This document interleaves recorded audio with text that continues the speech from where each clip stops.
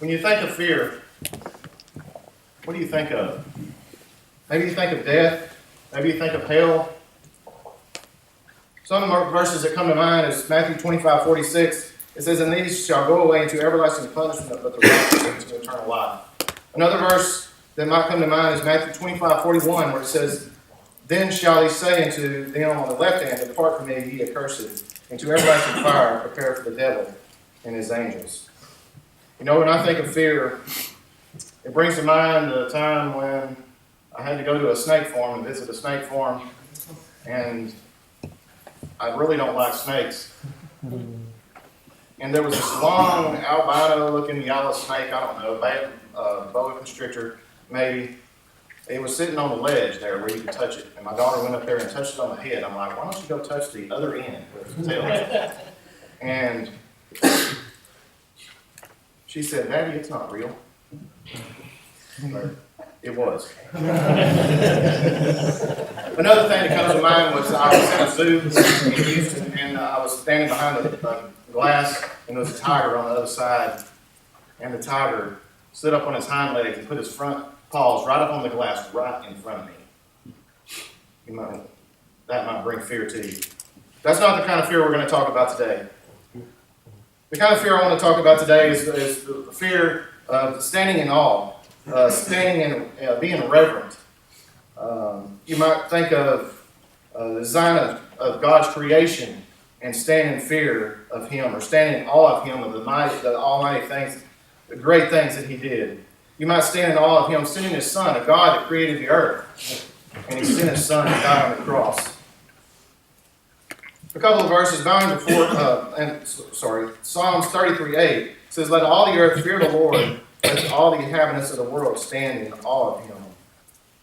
You know, as you think of that, you bow before Him, and sometimes it even makes you speechless thinking about His mercy and His grace and His love that He has for each one of us. A God that created the heavens and the earth.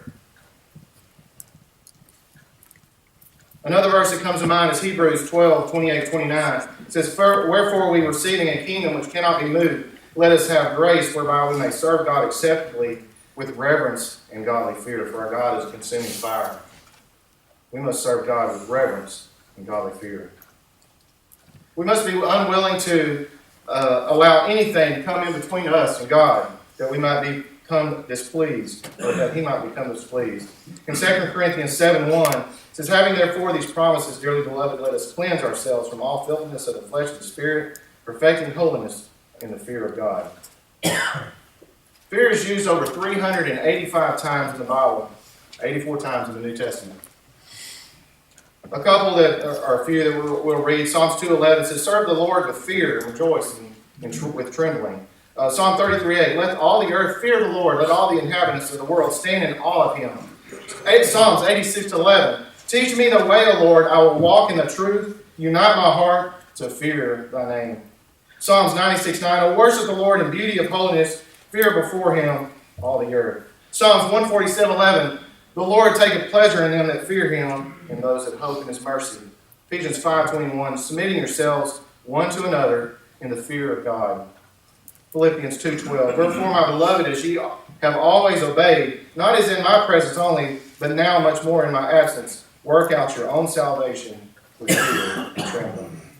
Hebrews 12:28, "Wherefore, we receiving a kingdom which cannot be moved, let us have grace whereby we may serve God acceptably with reverence and with fear."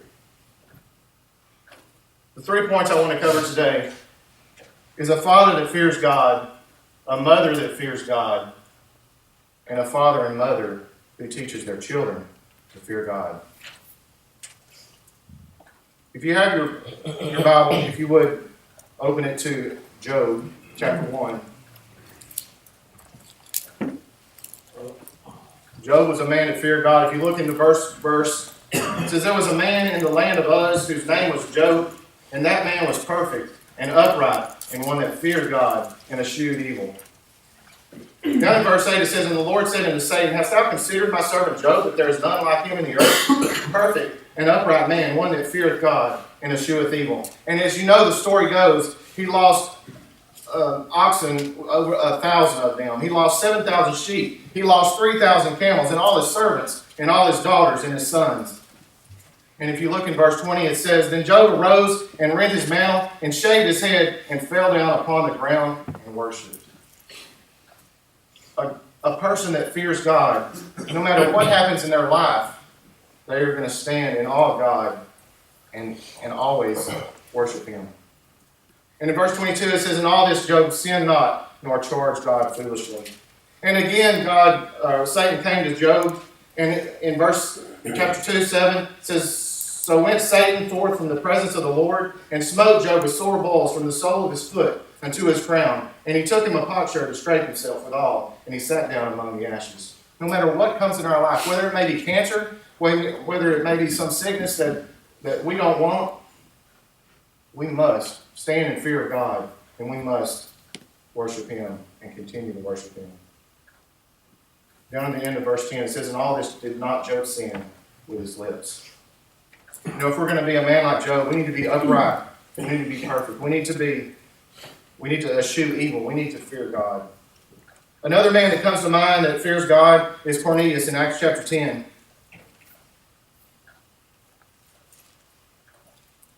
In the first verse it says, There was a certain man in Caesarea called Cornelius, a centurion of the band, called the Italian band, a devout man, and one that feared God with all his house, which gave much alms to the people, and prayed to God always. If we're going to be a man that fears God, then we need to be a man that gives alms, that gives on Sundays, that gives to others, even maybe not on Sundays, that might be in need.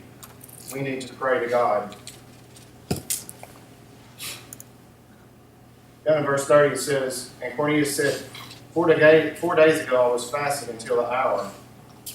In verse 35 it says, But in every nation he that feareth him and worketh righteousness is accepted by him. And Peter taught him the ways, taught him about salvation, taught him about Jesus Christ. And down in verse 48, Peter commanded him to be baptized in the name of the Lord, and he prayed with him to tarry certain days. A man that fears God is going to be a man that's perfect and right. It's going to be a man that deliberately avoids sin. He doesn't even laugh at it. A man that fears God is going to be a man that abstains from evil. A man that fears God is going to be a devout man that's totally committed to Jesus Christ. A man that gives. A man that prays. A man that is baptized. Not only must fathers fear God, but also mothers should fear as well. In Proverbs chapter 31,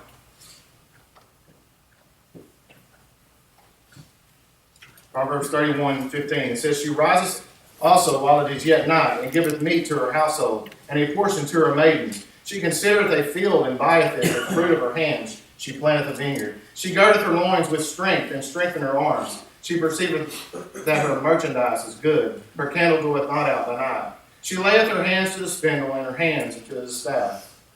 She stretcheth out her hand to the poor. Yea, she reached forth her hands to the needy.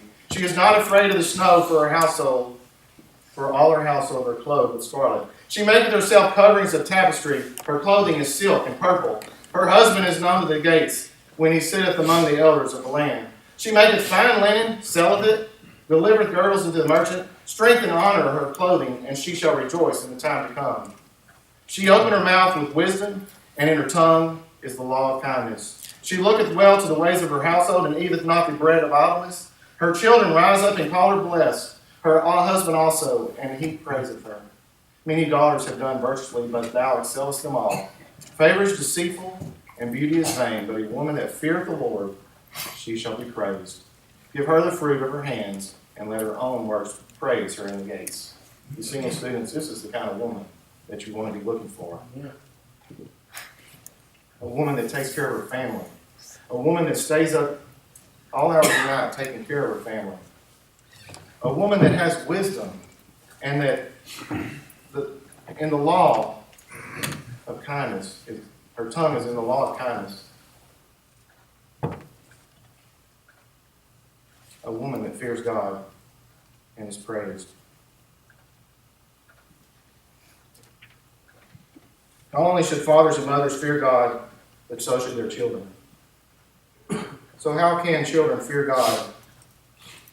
There's many hours of instruction that our children are taught. They're taught in electronic mass media. They're taught in the form of television and the internet, texting on their cell phones to each other, playing video games.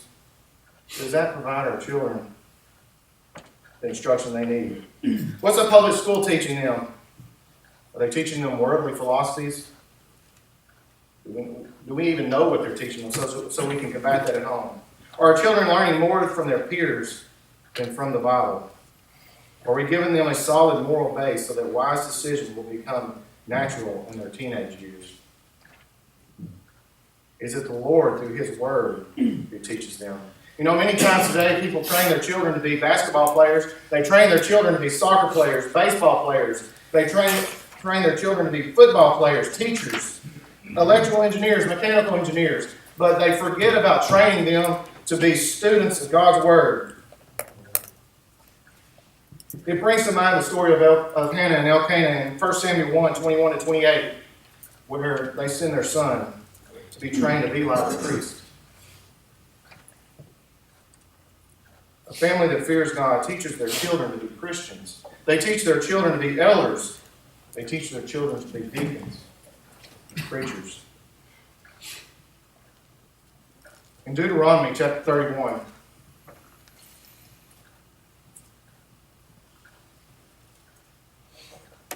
Deuteronomy 31:9. It says, "And Moses wrote this law and delivered it unto the priests, the sons of Levi, which bear the ark of the covenant of the Lord, and unto the elders of Israel. And Moses commanded them, saying, at the end of every 7 years, in the solemnity of the year of release, in the feast of the tabernacles, when all Israel is come to appear before the Lord thy God in the place which he shall choose, thou shalt read this law before all Israel in their hearing. Gather the people together, men, women, children, and thy stranger that is within thy gates, that they may hear, and that they may learn, and they fear the Lord thy God, and observe to do all the words of this law. And that their children, which have not known anything, may hear and learn to fear the Lord your God, as long as you live in the land, whether you go over Jordan to possess it."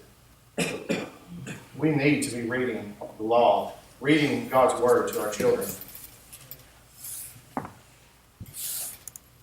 A family that fears God must be perfect and upright like Job. A family that fears God must avoid and abstain evil like Job. They must be devout like Cornelius. They must be giving like Cornelius. They must be prayerful like Cornelius. The parents must teach their children to fear God and to keep His commandments. A family that fears God studies God's word, 2 Timothy 2:15. A family that fears God practices His spiritual activities, Acts 2:42 and John 4:24. A family that fears God participates in personal evangelism, Matthew 28:19. A family that fears God seeks first the kingdom of God, Matthew 6:33. A family that fears God prays often, 1 Thessalonians 5:17. A family that fears God influences others to be more like Christ. There are good examples, 1 Peter 2:21. A family that fears God is filled with joy and love and peace and long-suffering and gentleness and goodness and faithfulness, meekness and temperance, Galatians 5:22-23. A family that fears God must regard Him with reverence and respect. Sometimes I think that is very lacking in people today, in our children today.